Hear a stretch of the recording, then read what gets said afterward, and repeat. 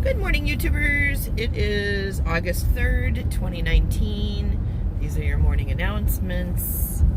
I am Rachel. This is the lovely and talented Mr. Hug Rick, and we are heading to work.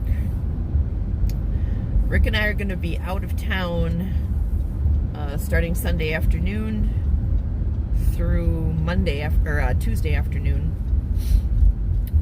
So I won't be around. I might not be around as much. I'll probably still make a video or two though, because we're going to see our nephew, who is in a drum and bugle corps that is currently touring the country. So we're going to meet up with him and his parents, Rick's brother, and Rick's mom and aunt, and we're going to go have a good time watching Alec perform. It's very exciting. So it's actually a competition, isn't that right? And they're currently like in what? Fourth place out of I don't know how many bands. 14. Oh, Rick knows. Thank you, Rick. So they're up there, so they're doing very well. So I'm hoping that they'll place at least in the top 3 overall, and we'll get to see some of that. Very, very exciting. And we're staying at a Holiday Inn Express. Hooray! My favorite hotel in America.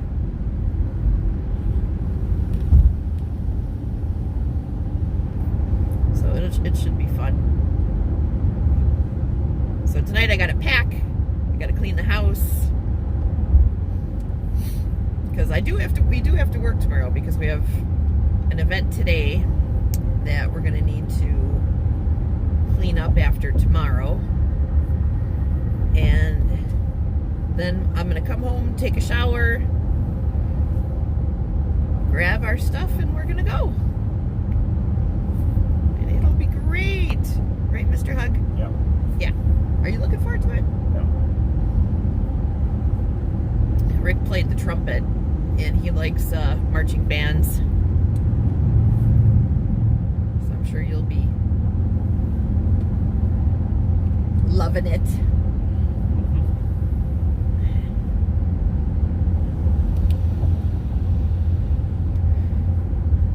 Did you ever hear back from that lady about that dresser that you were trying to buy?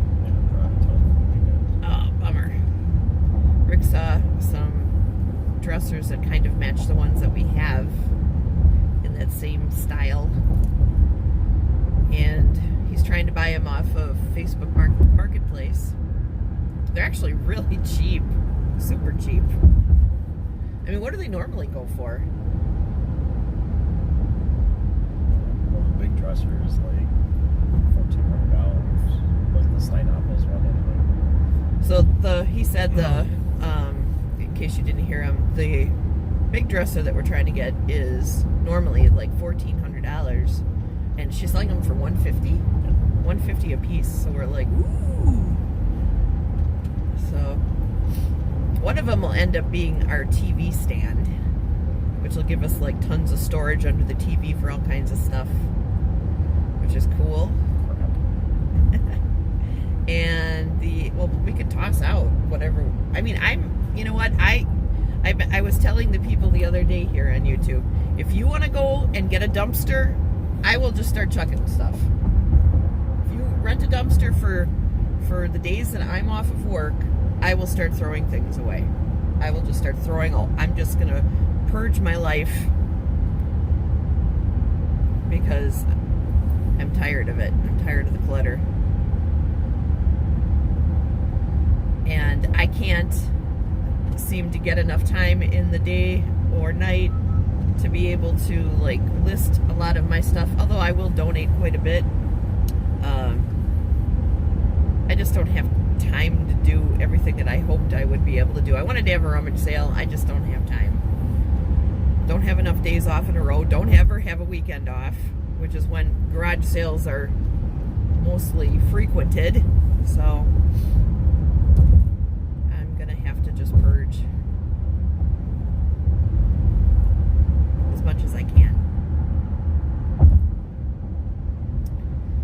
So, on another topic, again, and I like to do the light reading in the morning. So this morning I was reading up on Zoroastrianism. I was. I find it very relaxing to read about archaic religions. But it's funny because I guess I didn't realize that there are still people in this world who are practicing Zoroastrianism, which is it's a religion that was founded by a guy named Zorro? No. Well, in Greek, yeah. In Greek, it's Zoroaster. But in Iranian or ancient Persian, it's like, I can't remember, Zoroastura or something like that. But he lived like around 600 BC, and basically he founded a pre-Islamic monotheistic religion. And it's a religion that's very similar to Judaism and Islam and even Christian.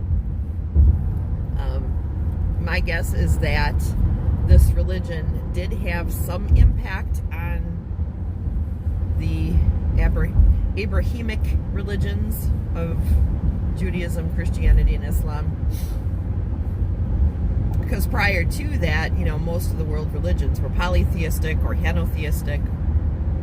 And henotheism is when there's one supreme god, but several minor gods. Actually, Judaism at one point was henotheistic. But anyways, so the main deity is called Ahura Mazda. It's the supreme god of Zoroastrianism, and it's somewhat dualistic in nature. Basically, they have a good god and a bad deity that are constantly at war with one another and at war for our souls. It's very strange because the Zoroastrian religion, has it feels a lot like Judaism or Christianity in that they have a savior. There's a virgin birth involved there. They have there is a Armageddon type battle at the end of time. It almost seems to me like God might have given him visions of the future, just based on what I was reading. And it's interesting because the three kings that visited Jesus when Jesus was born, those were Zoroastrians. Isn't that crazy? And it's really crazy because like this group of Persians, okay, that worship this way, they had such a mastery over mathematics, astronomy, astrology, architecture, just all the sciences.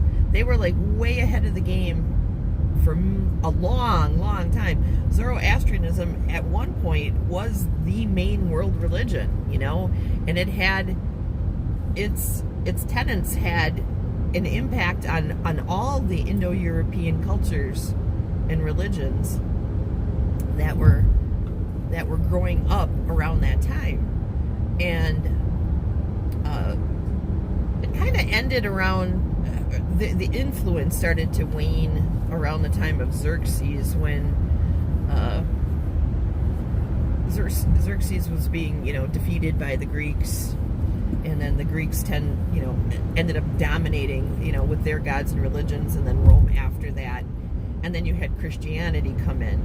So Zoroastrianism got pushed to the east, and right now most of the Zoroastrians are in India, and with a few still scattered about in clusters in Iran. And Iran is the birthplace of it. Iran is like a very interesting place. I mean, Göbekli Tepe is in Iran, which I'm pretty darn sure is the site where Eden was. And there's just so much that has come out of Iran. You know, Iran has such a rich history. I really wish that we had like a better relationship with that country, because I mean, it's got to be an archaeological gold mine there, you know, for all different kinds of religions and beliefs and cultures. And it's just such an old place when it comes to humanity and all the Indo-European peoples that came out of that area and had influences on our languages and everything. It's just crazy. Well, anyways, you guys have a great day. I've talked long enough. I love you guys. Mwah. Take care and goodbye.